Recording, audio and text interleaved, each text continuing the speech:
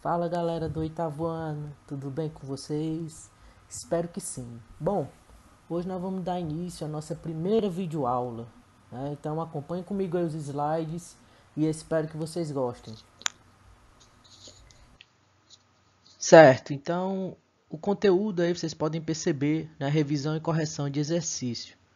Revisão, na verdade, é o último conteúdo que a gente viu antes da gente entrar em recesso por conta da pandemia.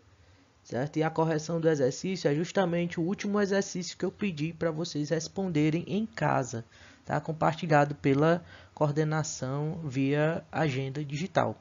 Tudo bem assim? O conteúdo, né, nós vamos lembrar um pouco sobre o Renascimento. Né? O que é o Renascimento? O Renascimento é um termo aplicado à civilização europeia desenvolvida entre os anos 1300 e 1650. Essa época está ligada à cultura clássica greco-romana, além de ser influenciada por construções com características antigas, porém adaptadas à modernidade. É, Bom, pessoal, nesse período, né, devido à grande valorização do sentido individualista dado ao homem, tanto é que um dos pensamentos mais vigentes nesse período é o antropocentrismo. Que é isso, Roberto? É quando a sociedade põe o homem, né, como centro do universo. Então a questão da religiosidade estava ficando um pouco de lado, né, e a ciência estava ganhando força. Então, esse pensamento individualista dado ao homem, surgiram as cenas de família e os retratos, né, na arte, em particular na Itália. Já nos Países Baixos, a reprodução de rostos, a fauna e flora, paisagens, eram reproduzidos com cuidado e perfeccionismo, tornando-se desta forma destaques. Então nós temos aí um caráter bem realista, né, das obras, das pinturas e esculturas desse período. Em se tratando de construção, pessoal, a construção clássica, ela tem uma origem baseada na geometria euclidiana. O que é isso? Que na matemática, geometria euclidiana é a geometria sobre os planos ou objetos em três dimensões, ou seja, 3D, baseado nos postulados de Euclides de Alexandria, né? Então, o matemático, né, tem essa teoria aí. Então, esse pensamento era usado, no caso, sendo usado o quadrado como modelo e com a ideia de ter uma harmonia na construção que é aplicada à perspectiva. O que é a perspectiva? É quando na imagem a gente vê uma ideia de volume e profundidade, certo? A arte renascentista era cristã, porém suas igrejas utilizavam um estilo racional, representado pela cruz grega.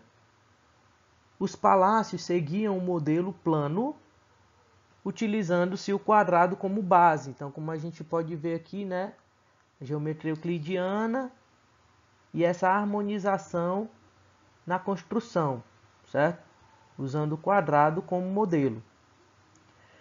Então, tinha esse quadrado como base, um pátio central que servia para iluminar as janelas internas. Então, eram construções bastante iluminadas com luz natural, certo?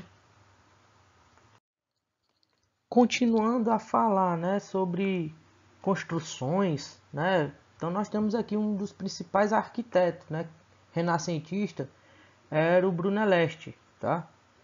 Que foi como construtor que realizou os seus mais importantes trabalhos, entre eles a cúpula da Catedral de Florença e a Capela Pazzi, tá?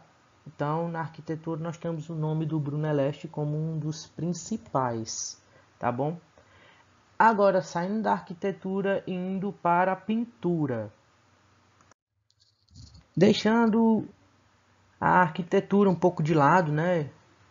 Vamos falar agora da pintura, tá? E os principais pintores, né, artistas do Renascimento.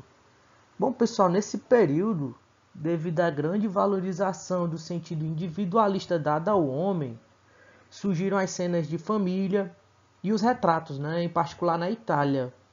Já nos Países Baixos, a reprodução de rostos, fauna e flora, paisagens, eram reproduzidos com cuidado e perfeccionismo, tornando-se desta forma destaques. Aqui nós temos uma pintura de... Agora vamos falar dos principais artistas, né? O Botticelli, que é um primeiro deles, né? E o nome dessa pintura é A Primavera e o Nascimento de Vênus. Podemos analisar aqui paisagens, né? Paisagem e a flora, né? Flora. A temática é Vênus pagã. Não, mas Roberto disse que era religioso, né? É porque, pessoal, tem uma característica também importante desse período do Renascimento, é essa retomada dos valores greco-romanos, tá? E dentre eles nós temos aqui, né, a mitologia. Então, o nascimento de Vênus, né, que é um deus. E analisando a imagem, certo? Essa pintura aqui, nós temos uma ideia de perspectiva aqui, ó. Podem observar aqui a linha do horizonte, né? Então, mas o que é perspectiva? Bora lembrar aqui, é quando a gente percebe uma ideia de volume e profundidade na pintura, na imagem, tá? Dá uma ideia de distância, ó, distanciamento aqui, ó. Essa linha aqui da paisagem, tá? Isso com relação ao observador. É como se estivesse dentro de uma janelinha e observando, né, a paisagem. Então, a pintura bem feita. Podemos observar também, pessoal, a variação de cores, né? Então, nós temos aqui as cores quentes, né, o vermelho, e as cores frias. No caso aqui, o azul claro, o verdezinho, tá? O azulzinho. Então, esse contraste. Geralmente as pinturas também elas eram feitas a tinta óleo, tá? Com isso dá maior durabilidade às obras, né? Por isso que hoje em dia a gente tem bastante obras do Renascimento, né? E todas eram, quase todas, davam ênfase à realidade, né? Eram realistas. Realistas no sentido de perfeição dos traços, tá bom? Outro principal pintor, artista, é o Leonardo da Vinci, né? Então, bastante famoso, né? Bastante conhecido, tá?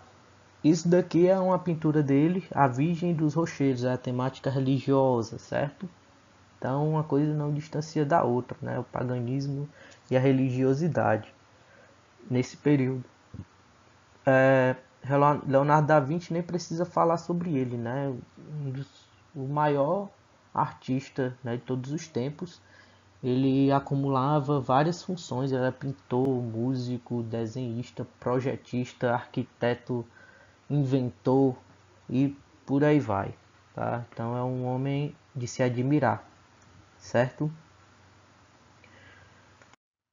O próximo é o Michelangelo, tá? Essa imagem aqui, teto da Capela Sistina, né, que tem a temática religiosa sobre a Sagrada Família. Você acha esse aqui pequenininho, mas na realidade essa imagem é gigante, tá? Adiante. Além de Michelangelo, nós temos Rafael Sanzio, tá? Essa imagem é bastante interessante porque olha a ideia de perspectiva, pessoal. Aqui, ó, de profundidade, certo? Aqui nós temos a linha do horizonte, tá? E nós temos a ideia de profundidade. Isso é o que caracterizava, né, as nossas pinturas renascentistas. Muito interessante, tá bom? Então o nome dessa pintura é A Escola de Atenas e Madonna da Manhã, certo? Adiante. Bom, sobre os principais artistas do Renascimento, né? Não precisa nem eu falar, que vocês lembram logo de quem? Das Tartarugas Ninjas. Pois é, então Rafael Sanzio, Michelangelo, Donatello, o próprio Leonardo, né, Leonardo da Vinci. Então vamos aqui à próxima parte da nossa aula, que é a correção do exercício. Seguimos. Vamos aqui ao início da nossa atividade, né, que todo mundo já respondeu, né, com certeza. Passaram 30 dias de férias. Bom, pessoal, esse texto, né, ele é um resumo que eu botei, né, do Renascimento. Então é bem claro, bem específico, né? O termo Renascimento é comumente aplicado à civilização europeia que se desenvolveu entre 1300 e 1650. Além de reviver, então lembra que renascimento, reviver a antiga cultura greco-romana, ocorreram nesse período muitos progressos e incontáveis realizações no campo das artes, da literatura, das ciências, que superaram a herança clássica. Então pense aí na visão antropocentrista, né, da humanidade. Então esse ideal humanismo, certo? Do humanismo, do humano, foi sem dúvida o móvel desse progresso e tornou-se o próprio espírito do Renascimento. Trata-se de uma volta deliberada que propunha a ressurreição consciente, né? Então, minha ideia aqui, renascimento do passado, pode ser atribuído também à cultura greco-romana, considerado agora como fonte de inspiração e modelo de civilização. No sentido amplo, esse ideal pode ser entendido como a valorização do início, né, do humanismo e da natureza, que faz parte também das características lá das obras que acabamos de ver, em oposição ao divino e ao sobrenatural, conceitos que haviam impregnado a cultura da Idade Média. Então, vem de oposição, né, à Idade Média, o Renascimento. Então, enquanto a Idade Média tinha um pensamento teocentrista, né, Deus como centro do universo, o Renascimento vem se opor, né, bota a ciência, né, o homem no centro do universo. Então, as características gerais, né, racionalidade, dignidade do ser humano, rigor científico, ideal humanista e reutilização das artes greco-romanas, certo? Vamos à primeira questão. Na sociedade renascentista, qual tipo de pensamento prevalece em relação à posição e visão do homem no meio cultural? Que pensamento é? Antropocentrista, né? Acabamos de ver isso. Quais os artistas que mais se destacaram no Renascimento? Quais foram, pessoal? Os Tartaruga Ninja? Não. Também, né? Tem os nomes, mesmo nome. Mas é uma dica, né? Para vocês lembrarem, tá bom? Temos aqui a resposta, né, da segunda, né? O Michelangelo, Rafael Sanzio, Leonardo da Vinci, Donatello, tá bom? Então a resposta aqui da segunda questão. Dos artistas do Renascimento, qual o mais completo? Qual é, pessoal? No caso aí, o nosso querido Leonardo da Vinci. Por quê? Porque ele era pintor, era escultor, cientista, engenheiro, físico, escritor, etc, etc, etc. O homem era o cara, tá bom? Adiante. Essa daqui é fácil. Vamos lá, ó. Os desenhos acima são de Leonardo da Vinci. Tais obras representam uma característica própria do Renascimento. Qual é a característica? A dignidade do ser humano?